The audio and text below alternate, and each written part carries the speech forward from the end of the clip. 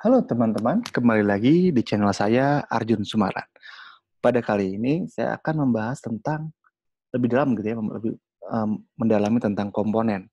Yaitu kita akan mempelajari tentang teknik composing suatu komponen, dan juga teknik caranya mengekstrak gitu ya, mengekstrakting komponen gitu ya, mengkompos komponen dan mengekstrak komponen. Dan juga saya akan membahas tentang fragmen. Dan satu lagi konsep yang saya terlewati dari video sebelumnya itu adalah tentang sedikit konsep tentang props. Nah, yang perlu dicermati untuk props ini adalah suatu variable atau ya suatu objek, gitu ya, suatu objek yang dimana dia adalah read only ya teman-teman. Karena maksudnya apa read only itu? Read only itu dia nggak bisa langsung diubah seperti ini gitu. This.prop seperti ini sama dengan objek apa gitu ya, objek ya name gitu misalkan. Saya pengen tambahin deh si props ini adalah ada name gitu. Nah, ini nggak bisa kayak gini teman-teman. Ini nggak bisa serta-merta langsung tambah ini caranya kayak gini gitu ya. Ini nggak boleh gitu. Ini nggak bisa. Si props ini dia hanya read only. Read only dalam sini read only nih. Di dalam komponen tersebut read only. Teman-teman nggak bisa mengubahnya, nggak bisa mengubah si props gitu ya. Lalu apa yang bisa diubah nanti? Nanti kita akan membahas tentang state ya.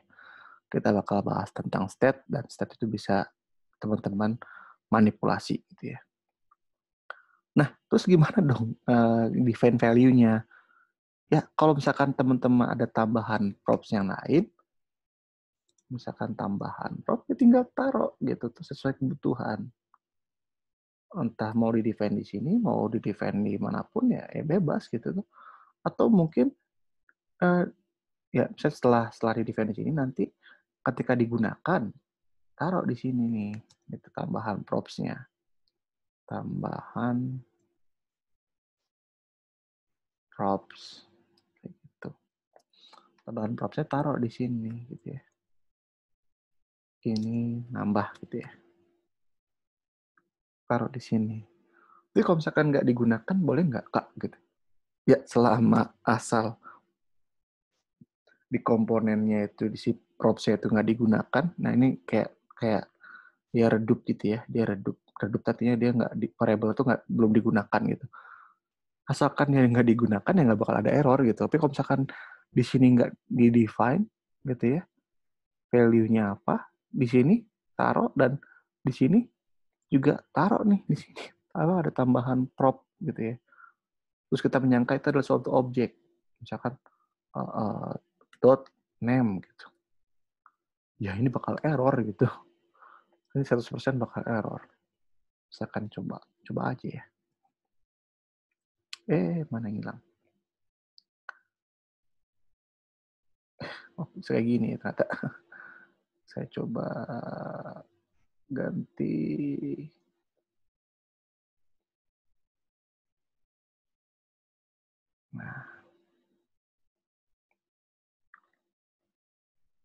Nah, jadi ribet banget ya. Seperti ini.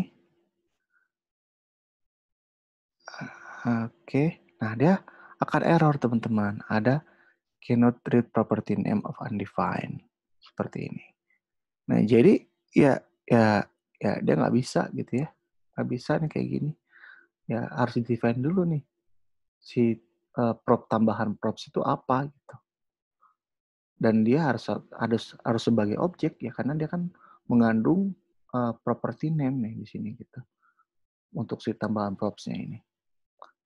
Jadi seperti itu. Jadi kalau misalkan selama itu nggak dipakai ya nggak bakal error. Ini, coba kita lihat. Kalau misalkan nggak dipakai nggak bakal error tuh. Oke. Nah, oke lanjut ya. Kita sempat menyinggung komponen gitu ya, bisa menjadi children, mempunyai children gitu ya. Artinya ada child-childnya di dalamnya gitu. Dan ketika saya nggak mau dibungkus apa-apa gitu ya, si komponen tersebut, misalkan saya pengen define di sini, ada div lagi gitu. Nah, dia bakal error teman-teman. Kenapa? Karena dia itu harus jadi satu, harus tunggal gitu ya. Komponennya gitu ya, komponennya itu harus satu wrapper gitu. Wrapper itu pembungkus gitu. Nggak boleh ada multi wrapper seperti ini, ada di sini ada div, terus di sini juga ada div gitu. Itu nggak bisa kayak gitu gitu. Jadi harus ada satu doang gitu ya. Nah, tapi saya pengen kayak gini gitu. Dia emang nanti kalau misalkan nggak kayak gini, dia bakal berbeda UI-nya gitu. Kalau teman-teman tetap maksa, nah ada caranya. Yang lain itu kita memakai namanya fragment dengan cara manggil seperti ini, fragment. Nah, si fragment itu apa? Ya dia komponen gitu ya. Tapi komponennya komponen kosong gitu. Artinya ya dia nggak ada misalkan aku bottom gitu. Aku bottom. Nah, jadi si fragmen ini gitu ya, dia adalah komponen tapi dia kosong gitu, dia nggak ada props-nya, nggak ada apa-apanya gitu, dan dia juga nggak berfungsi sebagai apa-apa sebenarnya, cuman sebagai pembungkus aja gitu, sebagai fragmen. Oke, nah kita lihat masih jalan kan ya, masih jalan dan ada tulisan. Nah ini kalau misalkan teman-teman lihat gitu ya, di pojok kiri bawah ini ada "Hai, aku Batam". Oke, kita ganti jadi H1 deh biar mungkin bisa jadi gede gitu tulisannya. Tuh, "Hai, aku Batam", gitu. Oke. Nah, jadi seperti itu. Nah, si fragmen juga ada penulisan yang lain, yaitu dengan benar-benar kosong. Ada penulisan fragmennya seperti ini, ya boleh gitu. Jadi ini benar-benar kosong, nggak ada apa namanya nama komponennya gitu, nggak ada apa namanya atribut atau props-nya gitu, dia kosong. Dan ini ya boleh teman-teman tuh kan masih ada kan ya haiku bottom, dan juga ada komponen yang ini gitu ya, yang komponen yang ini. Gitu. Oke, itu mengenai fragmen. Dan lanjutnya saya akan bicara tentang composing, gitu ya. Nah, composing itu apa? Sebenarnya ketika teman-teman, ini saya hapus aja ya. Ketika teman-teman punya komponen lain gitu ya, komponen lainnya ya kita define-nya bebas ya, misalkan kita define menggunakan function komponen gitu. Function komponen seperti ini. Misalkan apa ya? Logo gitu ya. Logo. Oh iya, penamaan komponen itu harus gede di awal ya. Harus huruf besar gitu ya di awal itu. Kalau misalkan elemen-elemen tag-tag itu kan kecil-kecil ya, div, header, image, header, div, H1 dan sebagainya. Nah, kalau komponen itu harus besar, wajib. Kenapa? Karena ya sebenarnya itu convention ya, tapi uh, uh, udah perjanjian gitu ya, penulisan komponen itu huruf besar di awal gitu. Dan ini adalah props-nya. Kita nggak pakai this, selalu disuggest seperti itu ya. Terus di situ ada apa aja nih? Ada logo gitu ya, ada data, ada other props. Misalkan atau enggak, intinya jangan logo deh. Apa ya? Title deh. Title ini mana dia ada props gitu ya, dan dia akan mereturn. Nah, kalau misalkan bedanya function komponen sama kelas komponen, kalau function komponen kan langsung nge-return ya. Kalau kelas komponen dia apa yang kita define, kita deklarasikan di virtual DOM itu ya ditulis di method render gitu. Kalau misalkan function komponen ya dia nggak bukan di method render. Oke. Jadi misalkan div gini ya. Div misalkan props dot title gitu ya. Title seperti ini. Oke, simple kayak gini aja. Dia langsung ngerti sih, dia langsung ngerti kenapa bisa langsung ngerti ini adalah JSX element.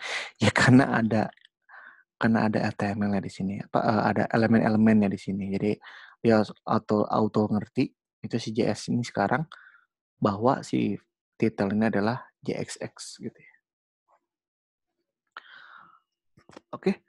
Dan misalkan composing itu artinya gini, ketika kita punya suatu komponen yang lain gitu ya di luar app ini gitu, di komponen app ini, entah itu ditulis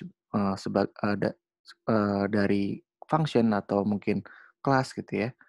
Nah, ini gitu ya, si komponen yang dari luar ini bisa teman-teman tambahkan, dikompos gitu ya.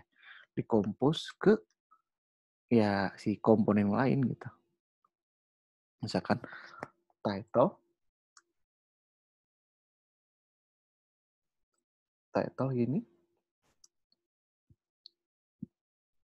Terus ada prop-nya title. Halo, apa kabar gitu ya. Apa kabar?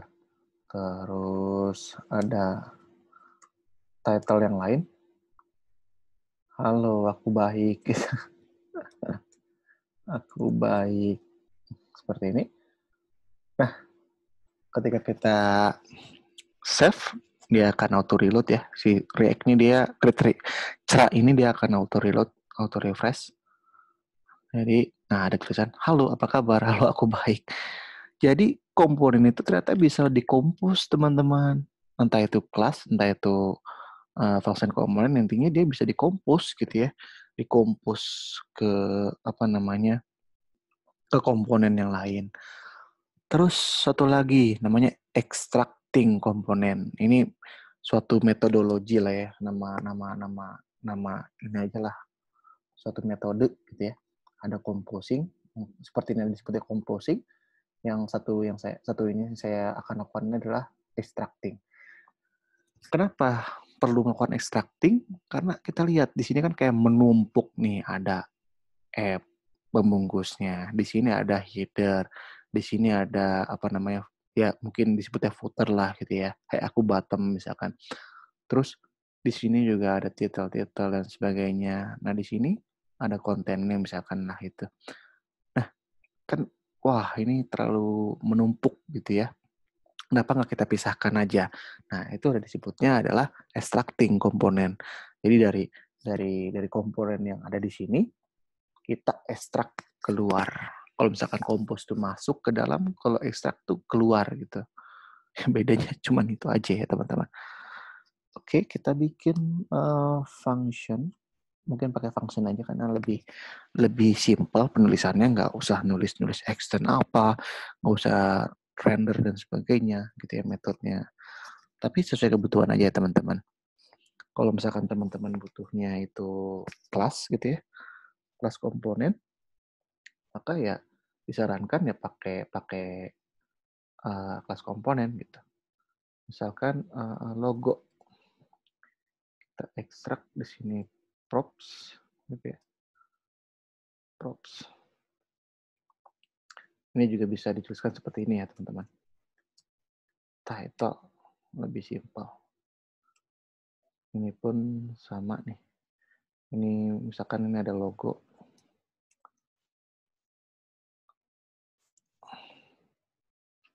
Ada data. Other props. Oke, kita copy paste aja. Kita copy paste aja. Return. Seperti ini. Oh ya, karena nggak boleh ada dua. Jadi ada dua wrapper. Jadi harus dibungkus dulu dalam satu wrapper. Misalkan kita pakai fragment aja. Karena kita nggak butuh div, kita nggak butuh tag-tag yang lain buat jadi wrappernya gitu ya. Kalau misalkan teman-teman bingung pakai wrapper apa, ya pakai wrapper fragment gitu opsinya. Karena dia murni bukan komponen apa-apa dan cuma wrapper aja. Oke, dapat logonya, datanya, ada prop saya dapat, ada. Terus kita taruh nih si logo. Ini ada apa aja tadi? Ada data, data itu dari si data, terus other props gitu ya. Other props itu adalah dari si other props. Terus tadi apa? Logo. Logo ini adalah dari si logo. Seperti itu. Dari si logo yang ini ya. Di import gitu. File SVG. Kalau file SVG itu dia biasanya diimport ya. Bukan di apa namanya? Di apa sih namanya? Ya, seperti itulah. Oke. Nah, bukan require maksudnya. Nah, logo, data, other props, logo gitu ya. Oke. Jadi seperti ini. Kita coba kita jalankan. Apakah jalan gitu ya? Nah, jalan seperti semestinya, teman-teman. Jadi bisa ya teman-teman ya. Kita mengekstrak gitu ya komponen-komponen yang kita punya menjadi satu komponen gitu, satu komponen yang terpisah. Nah, kalau misalkan ini digunakan di komponen-komponen lain, jadinya bisa nih teman-teman. Jadi komponen ini bisa digunakan bersama-sama dengan komponen-komponen yang lainnya. Bisa digunakan di komponen app ini, atau mungkin ada komponen home, ada komponen apa misalkan login gitu dan sebagainya. Si komponen logo ini bisa digunakan bareng-bareng gitu. Nah, itu disebutnya konsep reusable gitu ya. Jadi kembali lagi nih ke konsep React. React itu bisa itu sangat reusable dan dia based on komponen yang dimana kita mengcode itu secara deklaratif gitu. Kita maunya apa, bentuknya seperti apa, dan langsung muncul seperti apa. Kayak gitu. Oke, teman-teman. Nah, oke. Nah, sebenarnya ada cara lain ya, ada cara lain. Ketika teman-teman mempunyai objek gitu ya. Jadi misalkan kita define nih cons logo prop gitu ya. Logo props itu adalah data. Nah, untuk penulisan objek bisa seperti ini, data titik dua data. Nah, ketika suatu variabel yang dimana dia adalah value gitu ya untuk si key data ini, dan key-nya dengan nama variabelnya sama, teman-teman nggak perlu bikin data, nggak usah nulis data titik dua data, tapi cukup data seperti ini sudah bisa teman-teman, sudah boleh gitu ya. Dan ketika kita ini dia akan mensuges ke siapa? Ke si data. Berarti udah ngedirect ke sana gitu ya. Other prop juga sama. Terus ada misalkan logo. Logo itu akan mendirect ke si logo SVG ini. Nah, jadi kita misalkan punya objek nih, logo props namanya. Data, other props, dan logo. Nah, ini kan panjang ya teman-teman ya. Penulisannya panjang dan panjang banget dan liar lah gitu ya bahasa Sundanya gitu. Nah, teman-teman bisa menggunakan konsep yang kita sudah pelajari namanya apa? Split operator.